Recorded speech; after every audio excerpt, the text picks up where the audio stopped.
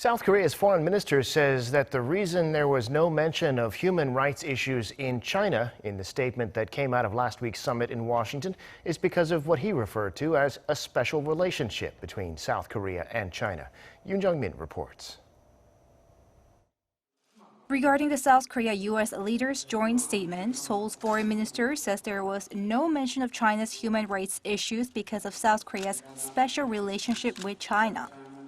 Foreign Minister Chung Eui-yong was speaking at Tuesday's virtual joint government briefing on President Moon Jae-in's working visit to the U.S. Our government has been refraining from mentioning in detail internal issues in China in light of a special relationship between South Korea and China. This stance has been reflected in the joint statement. The joint statement also included stability in the Taiwan Strait, which Chung said is a concern of all countries in the region for regional peace. Earlier, China had criticized the statement for mentioning the Taiwan issue, saying it will not tolerate any external interference on its internal affairs.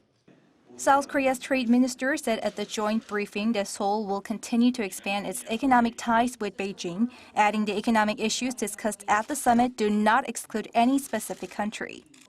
On Tuesday, the Blue House policy chief said in a radio interview that he does not see China retaliating economically again following the Seoul-Washington summit. China launched an economic retaliation a few years ago to protest against South Korea's decision to deploy a U.S. anti-missile defense system known as THAAD.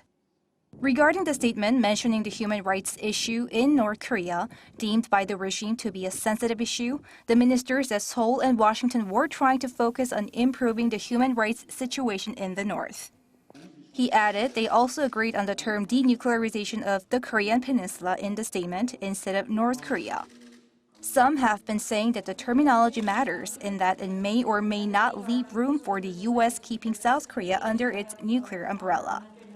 Chung added he sees no big difference between terminology used by the two Koreas.